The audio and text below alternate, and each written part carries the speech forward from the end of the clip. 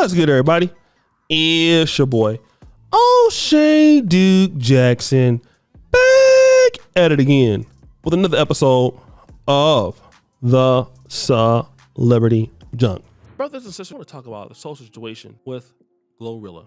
Now, Glorilla has been going viral for all of the wrong reasons. Lately, it's because she has cheeks, she's getting thick, but Glorilla is quite popular. She's quite popular, and she won the Dr. Bobby Jones Best Gospel Inspirational Award at the 2025 awards show.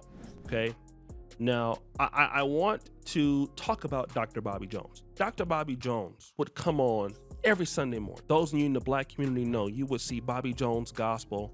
He would have all of the greats on. A lot of people broke into gospel music because of Dr. Bobby Jones Gospel Show. Bobby Jones, I can remember James Cleveland, 1989. The Yes We Can with the Southern Mass Choir, that song was there. So many people were on there. He's been a hit for many, many years on Sunday. So when you think about Bobby Jones, he is the person that went from like trying to traditional artist to contemporary, okay? And you don't really have those Reverend Charles Nick style.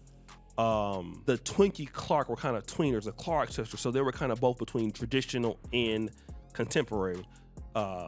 Kirk Franklin's contemporary. Donald Vails, people like that was more traditional. But gospel music has always been its own thing, from the quartet singers in the Black community.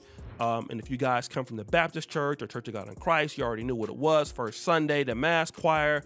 Fifth Sunday, women's choir. You got the male chorus, you got the youth choir. And, you know, this is how gospel goes. It's always been by itself. And then those things that are secular, such as, you know, rap artists, Meg Thee Stallion, only there are a few people who could do both. Aretha Franklin, the greatest singer of all time. Her Amazing Grace album in 1973 was a 3-time platinum seller. Reverend James Cleveland helped produce that. Then you have somebody like Whitney Houston that came out of gospel music. The Clark sisters, who are gospel, but then they can kind of do a little bit both. But Glorilla is a person that raps about F Jigga Free, okay? So we gotta understand the language. There is a gospel artist who is upset because there are some gospel artists that lost. Common, Pete Rock featuring Jennifer Hudson. Okay, that's still a little bit out. Mike Friday, Yolanda Adams, okay, Jordan Sparks, Chandler Moore, okay, Tamala Mann. Remember Tamala Mann? She was on almost, her and David Mann, on a lot of the Tyler Perry plays, okay? And this brother, Dedric Hatton, said this. The gospel music industry needs an overhaul, period. After last night's show, it's an indicator that we just need a complete reset. Like what are we doing? Are we allowing this to happen over and over again and wonder why the gospel music industry is dying? Come on, man. In order to have something different, you have to do something different. So we need people in the room that know gospel music, that's in the trenches of gospel music, that's advocating for the genre as a whole and not one particular person. It's already a small genre. So it's hard for us to watch the Dr. Bobby Jones Gospel Award being given to somebody that's not in our space, right? No disrespect to the artist, but that's not the space she's in. And so it makes it discouraging, disappointing, and it takes the wind out of all of it. And we wonder why gospel music is dying. It's because we're doing things like that. Well, on top of that is, we're tired, nobody will say this, but I will, of seeing the same people being celebrated year after year. Like there is nobody else in gospel music. Like no one else is working. You cannot just give it to one person as if they're the ones that's keeping it going. No. We're done with that. Last night was a great win for the ratings for BET. I give certain people awards for ratings, but it was not a win for the gospel music industry. We got to do better.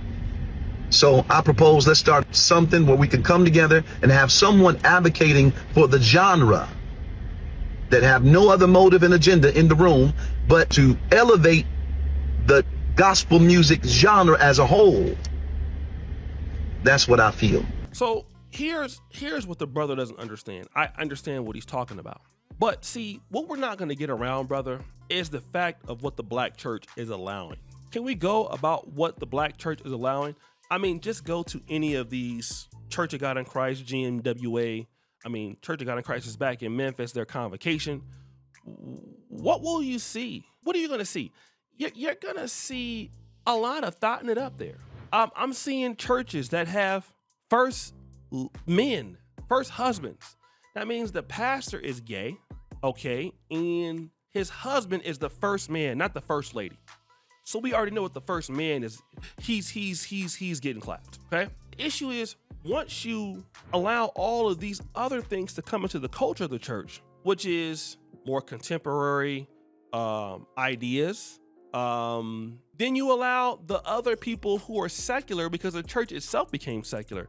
Now you're upset that, you know, the space is no longer yours because, you know, it's already a small space, and now you have these guys coming into your community. But Dedric Hatton, I mean, brother, if I look at you and I look at how you're rocking, I mean, hey, bro, I mean, you look like you're a contemporary too. I can't tell if you're a gospel singer or not. I mean, you look like you want to be a player. If I were to look at you and you going over to a Glorilla concert, you look like you kind of could be there. As Unc, I'm gonna be real. You got tattoos, all right? You look like, I'm just saying, bro, you don't look like a traditional gospel singer or preacher. That your Instagram don't look like that. So therefore, nobody can really tell. So now the way that you're expressing yourself with looking like the artist that you're complaining about, now they can come and fit in. Because I'm pretty sure at your churches, you go out there, dress however you want to dress, and look how you want to look, and do what you want to do. So now the other artists are coming in and doing the same thing that you're doing. Now you mad. The Bible said to set yourself apart.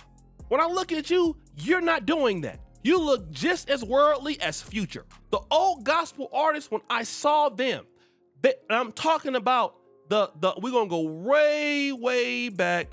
I'm gonna go way back. And if you guys from the 80s and 90s notice, Mahalia Jackson on the church fan. Mahalia Jackson was trying to go out far, not trying to be, she had offers to do regular singing, soul singing. She didn't do it because Mahalia Jackson wanted to be set apart, okay? Shirley Caesar wanted to be set apart, okay? Once we start getting to Marvin Sapp and Kirk Franklin and Fred Hammond, these were folks trying to be set apart. Now y'all letting everybody in the club, now everybody's booty clapping, and they booty clapping better than you because that's the audience. Y'all want to be cool. Well, Glorilla is cool, bruh. Glorilla's cool. You mad. This your lifestyle that you live. So now you done made it so bad that they can come in there and do all of that. Now you're upset. You're upset. Go clean yourself up, man. Don't nobody want to hear all that. Don't nobody care about you crying. Oh, man. Shut up. Take that L, bro. So, guys, what do you think? It's your boy, Dedric Duke Jackson, back at it again with another episode of The Celebrity Junk. I appreciate you for all that you do. Subscribe to the bell. We're out.